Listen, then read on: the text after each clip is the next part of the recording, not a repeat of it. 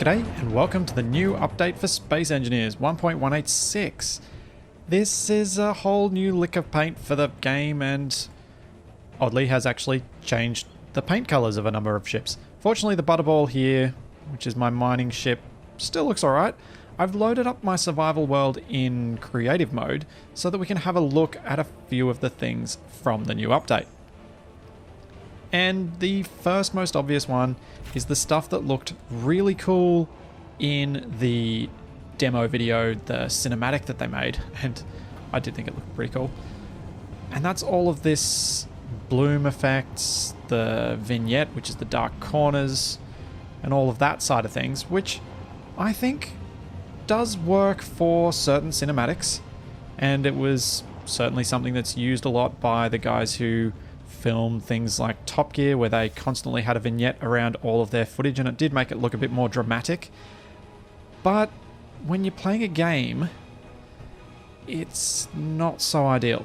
I think it works if we were to have our helmet on, and then if we took it off, if we go into our options menu, graphics, turn off our post-processing, if it then got this clear when we took our helmet off, that would be cool. That would work really nicely. It'd be a very effective immersive change. And they did talk about immersion. One of the downsides, however, of turning off post-processing is looking at the sun.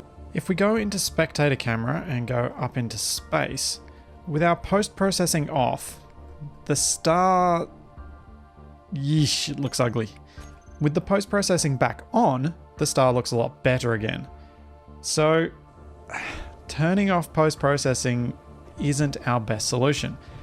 Thankfully, the modders have come to our aid, and let's exit out of this and load up the game with a little work by Dr. Novikov. Now that we've loaded back in with Dr. Novikov's Space Just Got Real mod, you can see that things look... well, they look pretty damn good. There's none of that muck on the screen anymore. There's an almost imperceptible vignette effect, and the bloom's toned down a little bit but still is there and still allows for the really cool transition from light to dark that happens since the update, like that. I realize that's a small thing and it's kind of mostly irrelevant, but it is pretty cool, I think. One of the other things that's changed graphically since the update, which is most easily demonstrated if I go up here, is that the emissive strips and the emissive parts of blocks now actually have some effect of lighting the area, at least when you're looking in a particular direction.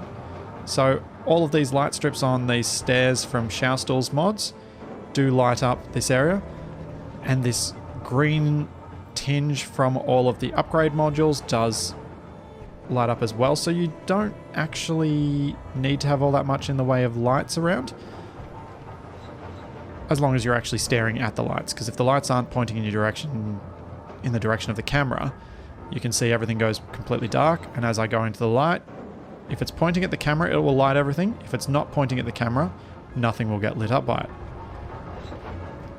But what this means is server rooms with lots of emissives from programmable blocks get this cool blue glow,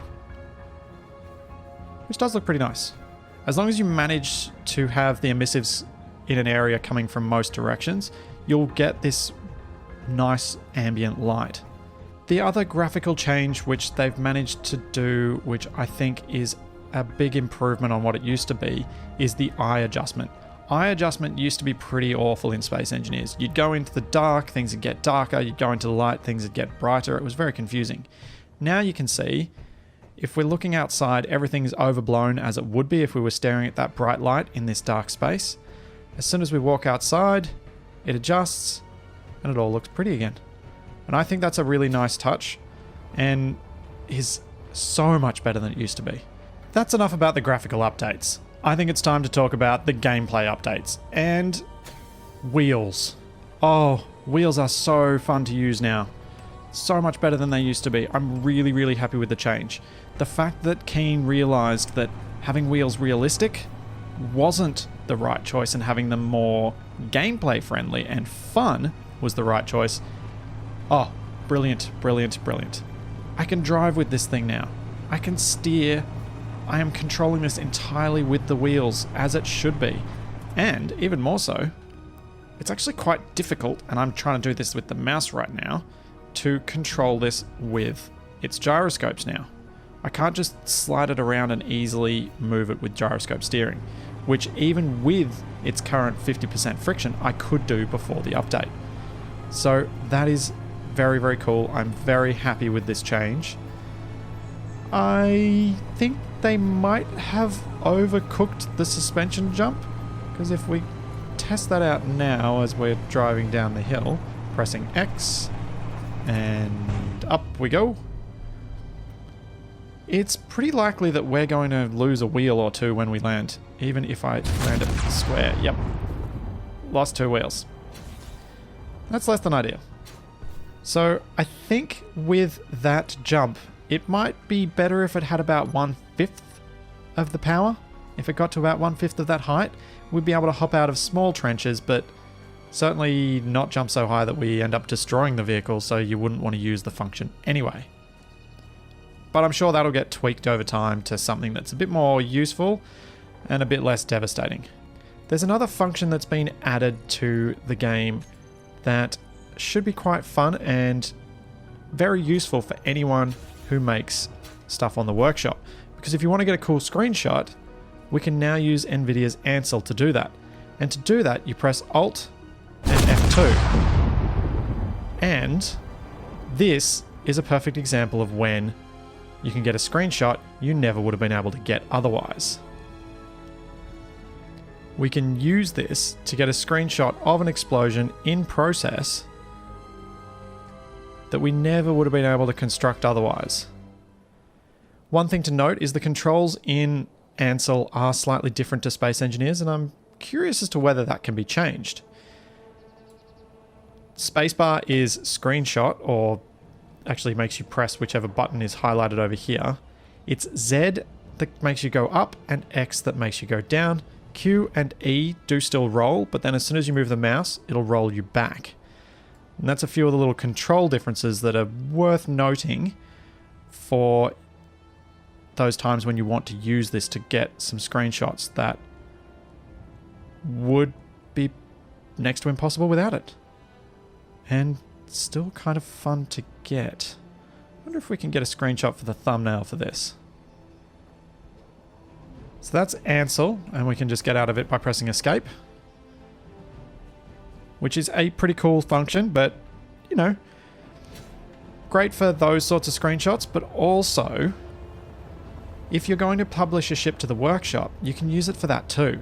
My thoughts on when I might use it, and if we use our Butterball as an example, if we grab it, and we take it on a bit of a joyride. So if we're flying, and we get some nice in-flight shots, so if we, as we go down here, let's do a nice close flyby on a tree or something. And Alt F2. So, one thing that we can do with Ansel that we couldn't do before is get shots in progress with all of our thrusters active. That was really hard work to get a good screenshot before. Now it's a lot easier. We can actually get shots with all the thrusters going, shots that were next to impossible before. Which is really nice if you're publishing something to the workshop that looks better with things in action. Anyone who's making weapons mods or things like that would probably appreciate this function.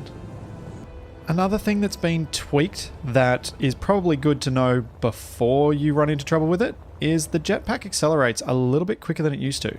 It's a bit more responsive, which means running into things, you're more likely to be at a speed that you're going to injure yourself.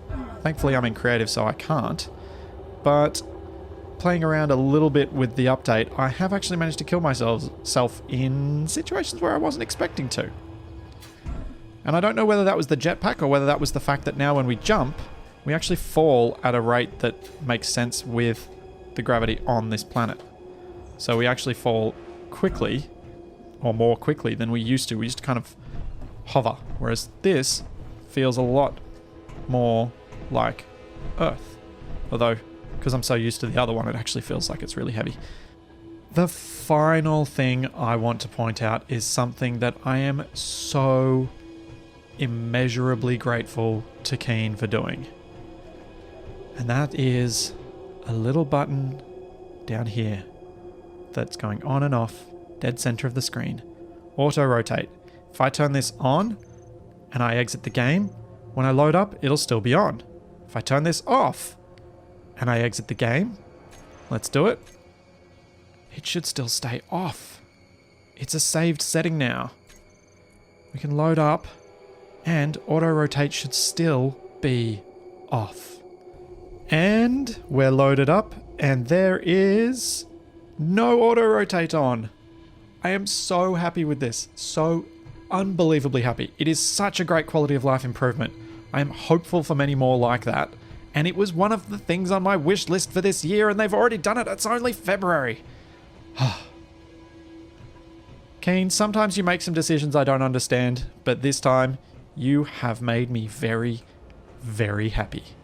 And that's most of what I've noticed so far in the update. I'm sure there's plenty I've missed. If there is, let me know in the comments. I'd love to know what other things I should be looking out for when I'm playing the game.